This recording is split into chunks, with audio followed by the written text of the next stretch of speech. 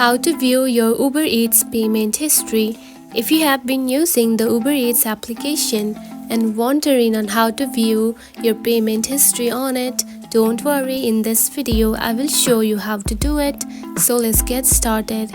First of all, open the application. Just like this. After opening it, you will find something like this on your home screen. Now tap onto account icon at the bottom. Just right here, tap on it. Then here you can find your orders right here, select it. And from here simply select orders to view your past orders. Now choose the order you wish to review. Now for now you can see I don't have any orders, so if you have one, simply tap onto one and tap view receipt to see the payment details for that specific order. Uber Eats automatically sends a receipt to your registered email address after each order is completed. If you don't see it in your inbox, check your spam or junk folder.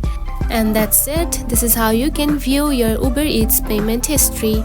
If you found this video helpful, don't forget to like and subscribe for more tips. Thanks for watching.